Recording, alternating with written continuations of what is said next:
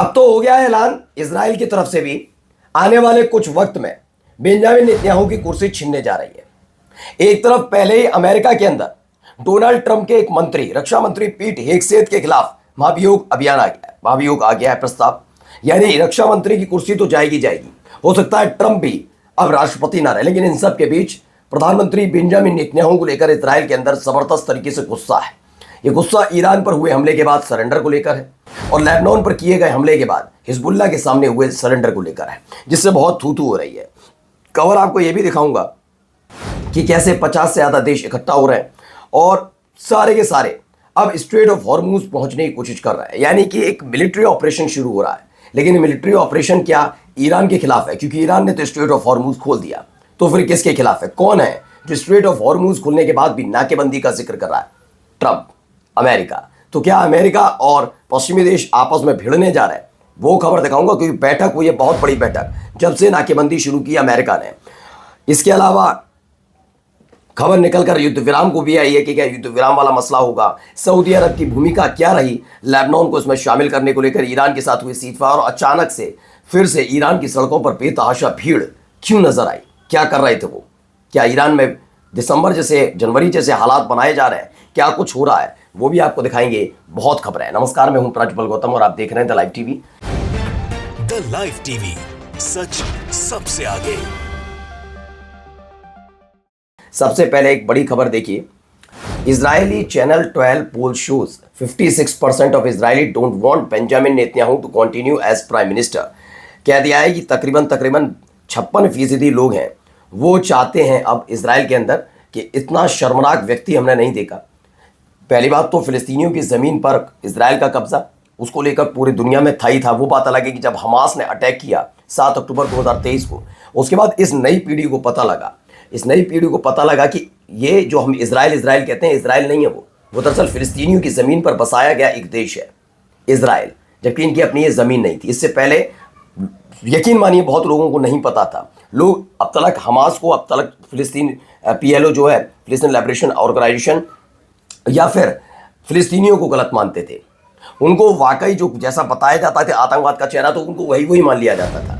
लेकिन जब हमास ने अटैक किया और इजराइल ने पलटवार किया और जब पर्दाएं खुलने लगी, तो इस नई पीढ़ी ने पढ़ा कि इजराइल है क्या। तो थू तो पहले से ही थी, हो रही थी पिछले 3-4 साल से, लेकिन ये ज़्यादा तब बढ़ गई जब बेवजह, बिना किसी मकसद के और बिना किसी उकसावे के लगातार हमले इजराइल की तरफ से कभी ईरान पर, कभी लेबनान पर किए गए। तो पूरी दुनिया ने कहा ये शांति नहीं चाहता, क्योंकि हमास ने जब अटैक किया था तो इजराइल के किए गए हमलों को शुरुआत में लोगों ने प्रोत्साहित भी किया कि ये पूरा हक बनता है कि हमास अगर इजराइल पर अटैक करेगा तो इजराइल का जिम्मेदारी है और इजराइल का हक है कि वो हमास पर अटैक करे।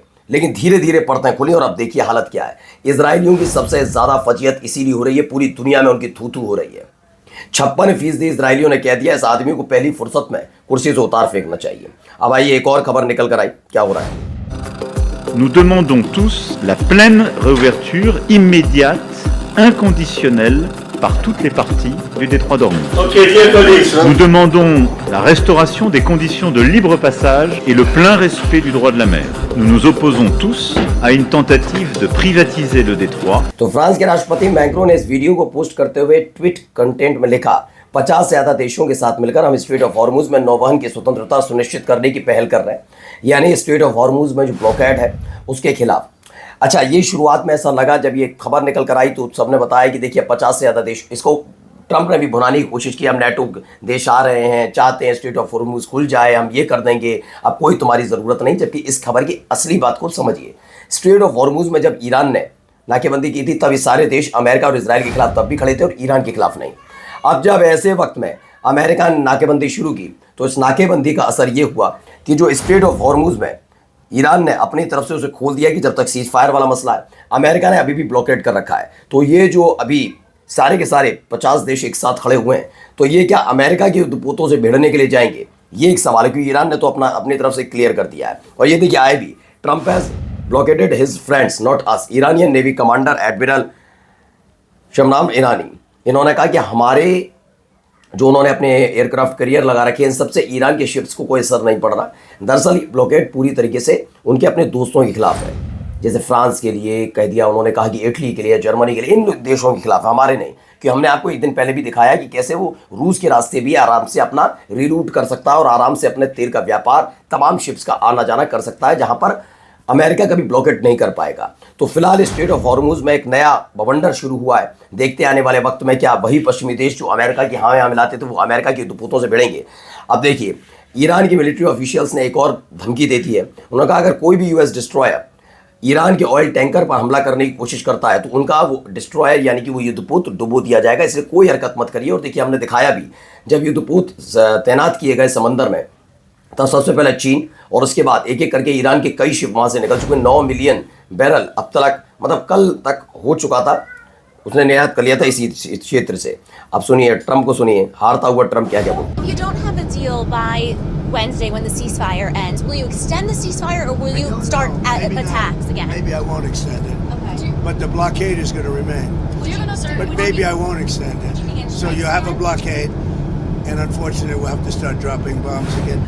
तो अगर बुधवार तक युद्ध विराम खत्म होता है, डील नहीं होती, तो क्या आप युद्ध विराम की अवधि बढ़ाएंगे? डोनाल्ड ट्रंप पता नहीं, शायद नहीं बढ़ाऊं, लेकिन नाकेबंदी तो रहेगी। दुर्भाग्य से हमें फिर बम कराना शुरू करना होगा, क्योंकि थू हो रही है हर तरफ। तो उसके लेकर ये कहा जा रहा है कि ट्रंप अब भी बेचैन है। ये आदमी का कुछ पता नहीं है। ईरान के लोग बहुत अच्छे हैं, ईरान के लोग बातचीत करना चाहते हैं, अरे ईरान को मैं बर्बाद कर दूंगा। ये बातें एक लगी हुई नहीं ना, अलग अलग। हाँ, 2 मिनट, 1 मिनट, 2 मिनट, 1 घंटा, 2 घंटा, ये आदमी तुरंत बिखर जाता है। इस आदमी को कोई भरोसा नहीं है। अब देखिए, खबर भी निकल कर आया, अमेरिका को सऊदी अरब का झटका है। कहा ईरान के खिलाफ किसी भी युद्ध में हिस्सा नहीं लेंगे। सऊदी अरब, ये समझिए कि सऊदी अरब इस बार बहुत ज़बरदस्त तरीके से एक्सपोज भी हुआ। अमेरिका और अब तक देखने को मिला ईरान के साथ चाहे तनाव हो या कुछ हो, लेकिन ऐसे भिड़ते हुए बहुत ज़बरदस्त तरीके से नज़र नहीं आए ये देश। लेकिन अमेरिका की वजह से ईरान ने जिस तरह सऊदी अरब को थर्राया, सऊदी अरब अपनी हैसियत भी समझ गया। नहीं, ये बात है क्लियर कि पैसे वाला देश हो सकता है, लेकिन हथियार उतने नहीं है, और हथियार उतने ना होने की वजह से अमेरिका के भरोसे था। अमेरिका उसकी रक्षा नहीं कर पाया, और अब सऊदी अरब कह रहा है कि हम एक्सपोज तो हुए, लेकिन अब हमला नहीं झेल पाएंगे। अब देखिए यहाँ पर ईरान में अचानक से भीड़ क्यों उमड़ी है, जरा ये देखिए।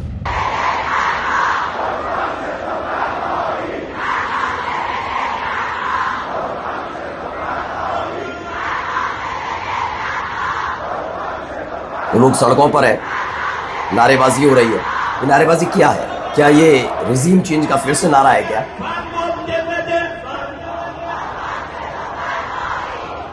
तो खबर की शुरुआत में मैंने आपको दिखाया था कि कैसे बेंजामिन नेतन्याहू के खिलाफ इजरायलियों ने कह दिया है कि इस आदमी को कुर्सी से उतार देना चाहिए। यानी लगातार अपने ही देश में बेंजामिन नेतन्याहू नफरत का एक प्रतीक बन गए। तो दूसरी तरफ जो जनवरी की शुरुआत, दिसंबर के आखिर में और जनवरी की शुरुआत तक था, वहीं ये सारी चीज़ें चेंज हुई और ईरानी सड़क पर उतरकर विक्ट्री सॉन्ग गा रहे हैं कि कैसे उन्होंने, ये तेहरान का एनक्लेव चौक है, यहाँ पर इकट्ठा हुए। वहीं नए दौर की बातचीत को लेकर ये खबर आई, new round of talks, US and Iranian delegation are set to hold negotiation Monday. ये इस्लामाबाद में बैठक होने जा रही है, ऐसा दावा है कि CNN की रिपोर्ट है कि बातचीत का अगला दौर सोमवार को इस्लामाबाद में होगा। और इस वीडियो के, मतलब इस खबर के साथ ये माना जा रहा है कि सब कुछ शायद ठीक ठाक रहे। और जाते जाते ज़रा ये खबर देखिए, बहुत शानदार।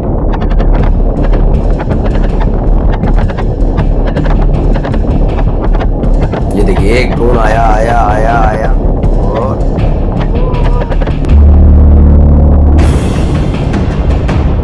मार गिरा है। दरअसल इसमें दावा किया है 10 यूक्रेनियन कामिकाजी ड्रोन जो रूस के सोल्जर्स पर हमला करने की कोशिश कर रहे हैं, बिल्कुल उसके बोट के करीब आ गए थे, लेकिन एक एक करके 10 के 10 यूक्रेन के इन ड्रोन्स को मार गिराया रूस के सैनिकों ने। नमस्कार। द लाइव टीवी, सच सबसे आगे।